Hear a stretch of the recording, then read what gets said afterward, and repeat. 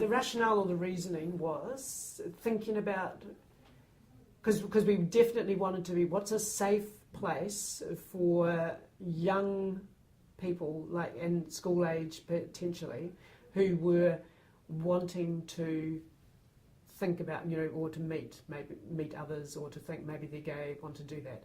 We thought that for a safer environment is a joint boy-girl, male-female environment. And because a lot of the men or the young men would say that it was actually a real barrier. It felt scary to go to a male-only group. And people wanted to bring their straight girlfriends along with them if they could.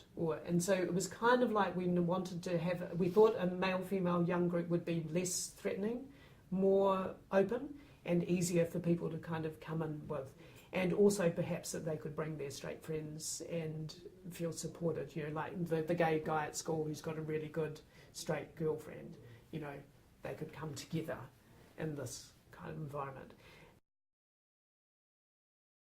The Auckland Star editorial was very against us. They wrote this editorial, which I can show you, that uses phrase that we're proselytizers of perversion. Fantastic alliteration, great phrase. And so that became news, and then kind of like there became this wider gay kind of support rally around us as a youth group. And we were proselytizers of perversion because we were going into schools to talk about sexuality, to talk about being gay, and to say to young teenagers it's okay to be gay. And so that's why and that was our agenda, So for some people that was like we were proselytizing being gay and trying to encourage people to be gay, and that's how they took it. So that became news, and and it was campaigns about there. We took the Auckland Star to court over that for defamation. So Rhiannon and I, we did this, took that action. Never got to court in the end. We kind of settled out of court with a reasonably small kind of a payment, and then Auckland Star went out of business, which was nothing to do with us at all probably, but it kind of felt good when they went out of business. Not too much longer, not too much after that. Whereas most of our time back then was, just filling out application forms for funding and stuff like that. We spent a lot of our time doing that and doing fundraisers. I remember being dressed up as a lobster once in a lobster outfit at a gay dance, and I was like walking around with buckets. God, I was drunk for that as well. I had to be drunk for that because I thought, nah, I'm not doing it. Then I had a few drinks. I thought, yeah, what a good idea. Out there in a lobster outfit with buckets, and we got like $800 in coins. So I was like, oh my God, that's pretty good. Yeah, so hopefully you guys don't have to do that now. Thank you so much for dressing as a lobster then, getting money for it. Yeah, well, it kind of made sense, algae, and here's me dressed as a lobster, so... Oh, I didn't understand why a lobster, now it makes sense.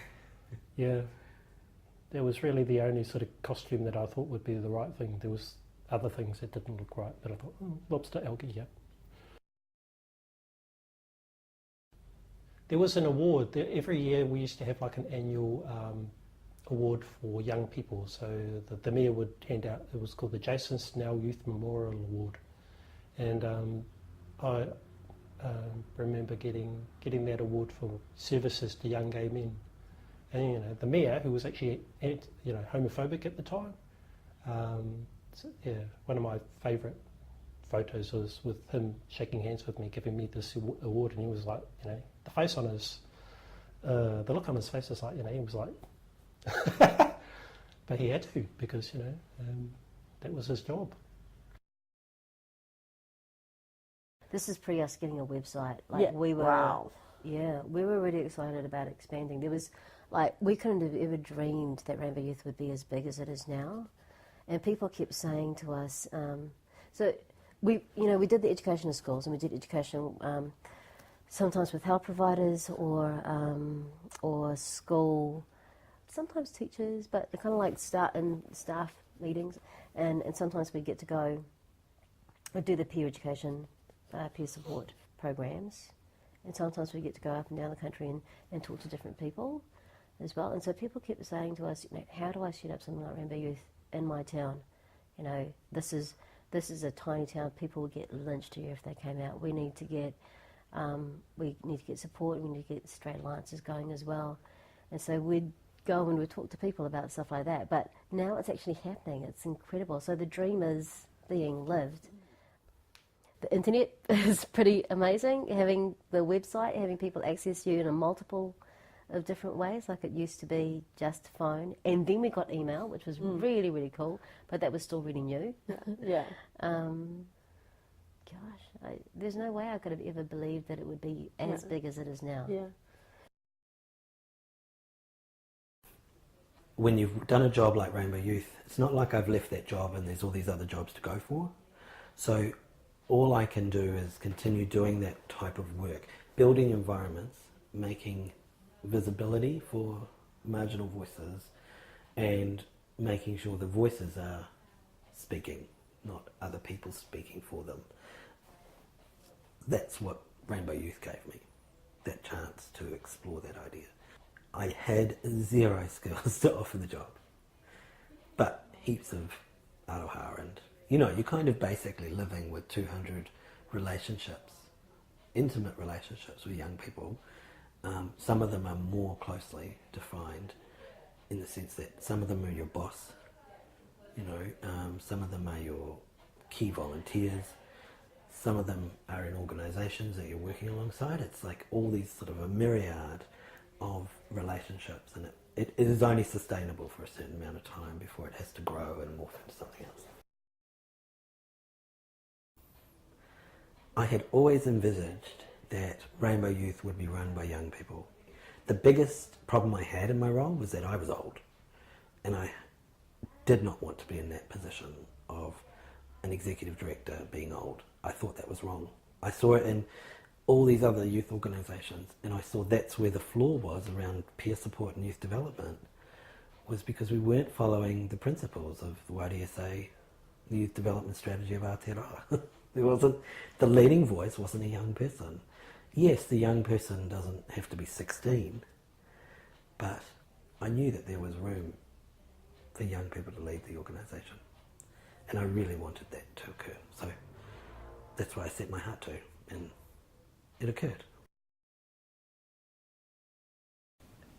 I think the service delivery, like this use of the centre, has significantly improved, particularly with things like the intern programs and taking more placement students, because that was something which quite often the space would not be particularly welcoming during the day, just because there was only staff in there to kind of work with anybody who dropped in.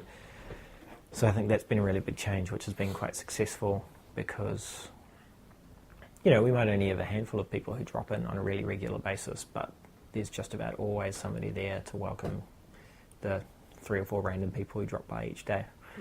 Say hello, offer them a cup of tea and things like that. People aren't just coming into a dingy little centre on K Road, they're actually going to like this nice, purposefully made space that's just for them. I think there's, it kind of loses a bit of its homeliness, but it also does help to build that sense of pride.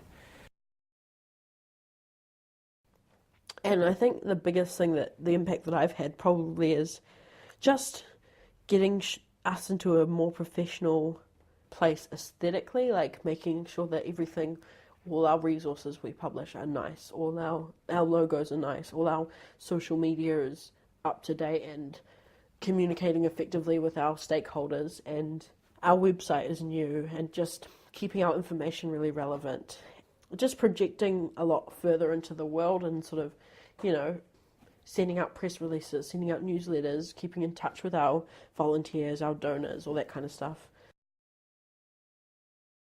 The rural outreach program, which is I'm Local, and this came about pretty much me remembering what I was, I didn't even know what the word lesbian was till I was 13 years old, and that's horrible. Why should you have to go through your sexuality with no words, being absolutely silenced because you have nothing, you don't know how to explain what you're going through? And so I thought, wouldn't it be amazing if rural communities had these posters up in random, if you went to the library as a kid and you just saw a poster and it just affirmed that all sexualities are fine, and it was in your local library, you would look at it and you would just be like, oh, cool. But it would be there. It would be a statement, or like a doctor's office or something like that. And I think, or a school. And so this was where it came from. And so we just started contacting. We started in Northland. We started in my hometown, and we just worked our way down. So far we've done Northland, Waikato, Hawke's Bay, Bay of Plenty, and then we've gone to Southland and Canterbury, and we're moving up, and we're going to meet in the middle in Wellington. And like we've delivered over 60,000 booklets to schools and libraries and doctors and marae and all this, and it's amazing. It's so exciting. So yeah. The more I find out about Rainbow Youth, the more amazed I get at how much growth the world and community has been through, how much more I need to learn, how much more I want to learn, how much more I want to be part of the community. So now I feel like it's more about how much more knowledge I can add to my brain and how better I can get as a public speaker, how many more projects, I can get all my ideas done, and how many more projects I can put out to the community. Because and we're all doing this together, which makes it even more amazing.